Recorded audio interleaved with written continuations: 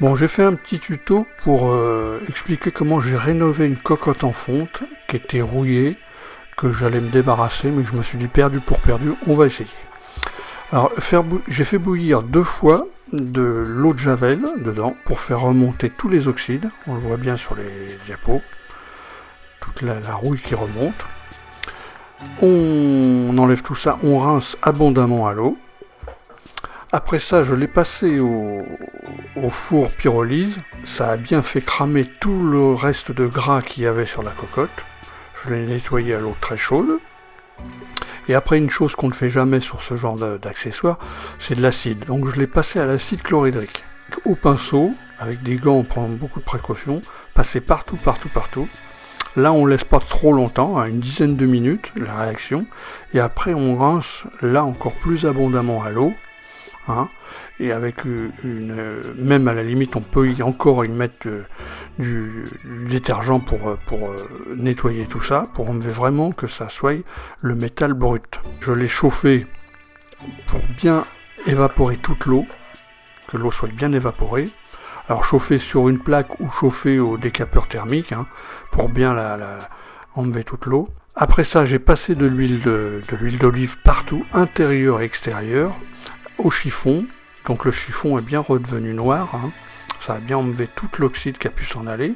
Donc bien passer de l'huile d'olive partout, et je l'ai mis au four à 180 degrés pendant 1 heure. On voit bien sur les diapos qu'elle est ressortie bien différente du départ.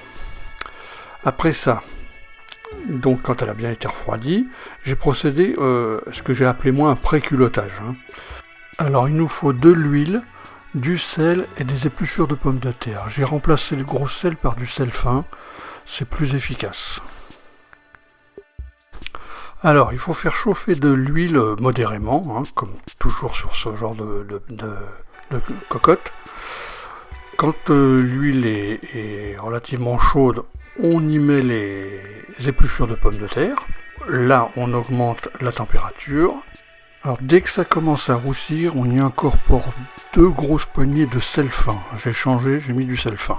Bon, à partir de ce moment-là, on laisse brûler de chez brûler, vraiment cramoisi, hein. Et le mieux, c'est d'essayer d'arriver à faire ça dehors, parce que dans une cuisine, l'odeur, c'est vraiment très très violent. Après ça, une fois que c'est bien brûlé, on laisse refroidir, alors pratiquement une journée.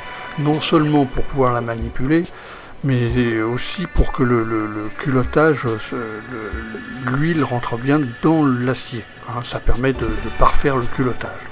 On voit bien dans l'état où elle se trouve après être refroidie et débarrassée des résidus.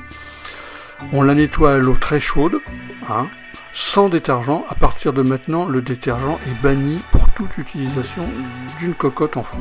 Donc on la nettoie à l'eau très chaude. On la brosse à la limite avec une brosse en nylon ou une brosse souple.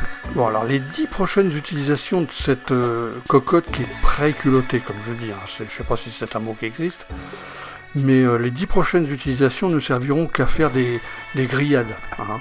Griller des steaks, griller de la viande blanche, griller des légumes, que des grillades pour parfaire le culottage pendant au moins une dizaine d'utilisations. Et surtout, pendant cette période, ne pas utiliser d'acide, hein, genre citron, sauce tomate ou autre, hein, que des grillades. Après ces 10 utilisations, le culottage se sera renforcé, et là on pourra alterner et faire des ragoûts, faire des recettes un peu plus liquides. Et après chaque utilisation, surtout, on nettoie à l'eau très chaude, on l'huile partout, on essuie le surplus avec un essuie-tout, et on l'arrange. Et ainsi de suite à chaque utilisation. Et là, on a une cocotte qui fera encore une longue vie. Donc voilà, c'est terminé. Donc bonne cuisine avec des accessoires en fonte, qui est une cuisine saine.